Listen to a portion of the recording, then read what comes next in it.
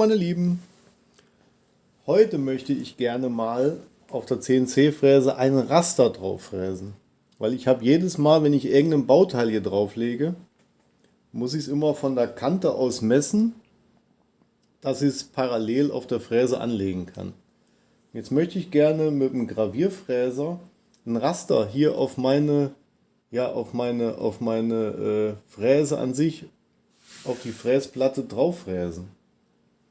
Ich möchte jetzt einfach, gut, bis an den Rand komme ich sowieso nicht. Ich möchte jetzt einen Meter hier rüber fräsen und 60 Zentimeter in die Tiefe fräsen.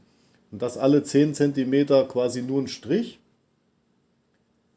dass ich irgendwelche Bauteile hier drauf anlegen kann.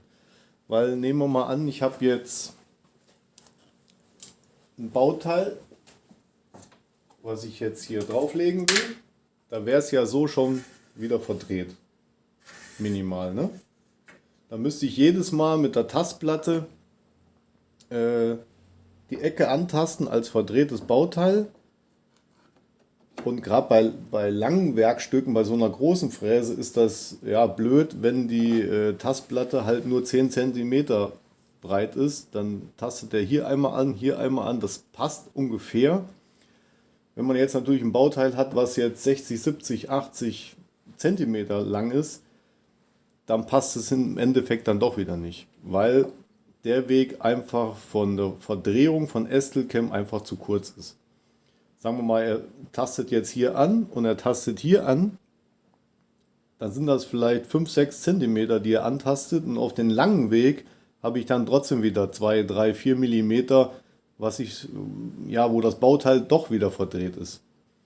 Dann habe ich es oft, dass der Fräser dann schon hier im Material läuft und hier läuft er dann schon wieder daneben, wenn es jetzt übertrieben gesehen so liegt. Und das möchte ich gerne vermeiden. Deshalb habe ich mir überlegt, ich fräse mir hier ein Raster drauf, einfach nur ein paar Striche, wo ich das Bauteil dann an die Gravur dranlegen kann. Dann bin ich mit langen Bauteilen genau rechtwinklig zu meinem Y-Portal. Und das zeichnen wir uns jetzt in Estelcam und dann fräsen wir das. Bis gleich.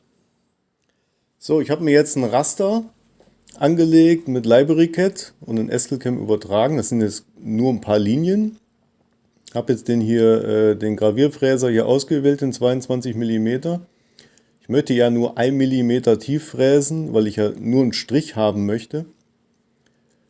Und das machen wir jetzt als Gravur.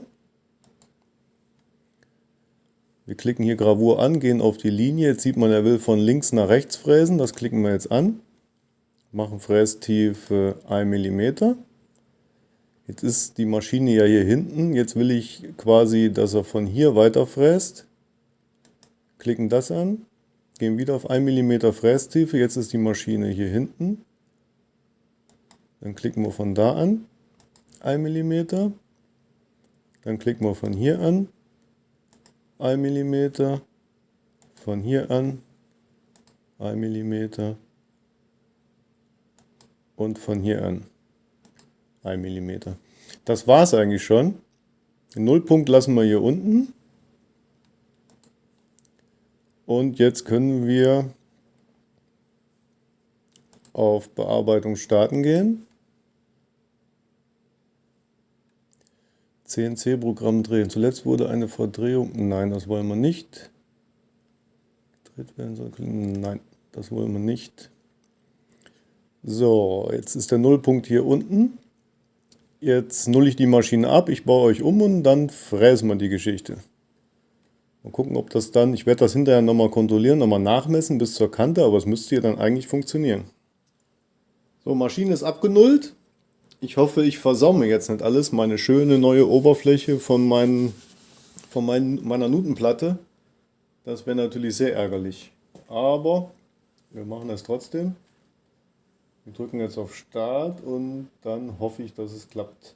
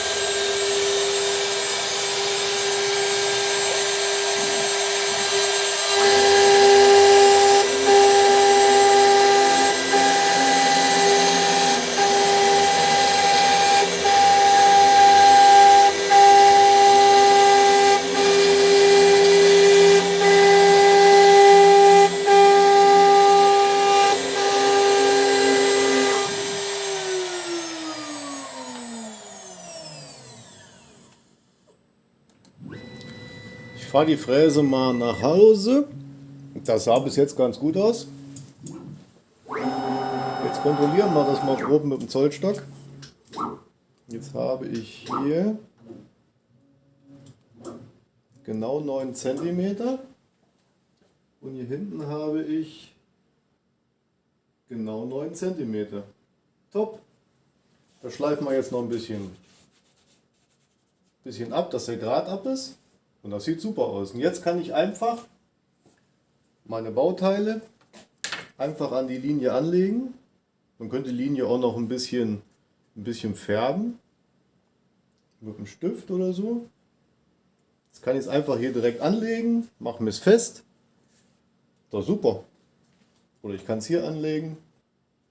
Ich habe jetzt extra keine Quergravuren gemacht, weil dann kann ich es ja einfach in dem Bereich einfach anlegen. Das passt auch. Das habe ich schon mal nachgemessen. Deshalb brauche ich das nicht. Aber die Richtung, da muss ich jedes Mal entweder von hier vorne messen, was nicht so genau ist. Und so kann ich es einfach jetzt an meine Linie anlegen. Super, dass ich da nicht vorher drauf gekommen bin. Ja, schreibt es mal in die Kommentare, ob ihr auch sowas habt. Oder wie ihr das einmesst. Lange Bauteile. Bei einer kleinen Fräse ist das natürlich eigentlich unsinnig. Ne? Dann macht es keinen Sinn. Dann kann man es mit der Verdrehung, mit der Tastplatte einfach antasten. Aber bei so einer großen Fräse mit großen Bauteilen ist es mit der Tastplatte blöd, wenn man verdrehte Werkstücke hat. Ja, ich danke euch fürs Zuschauen. Bitte lasst mir ein Like da und abonniert mich. Und schaut mal in meine Videobeschreibung. Da habe ich ganz viele tolle Produkte verlinkt von Amazon, die ich empfehlen kann. Sonst würde ich es nicht in die Videobeschreibung reinmachen. Es kostet nicht mehr und mir bringt es ein paar Cent ein. Ich danke euch. Ciao, macht's gut.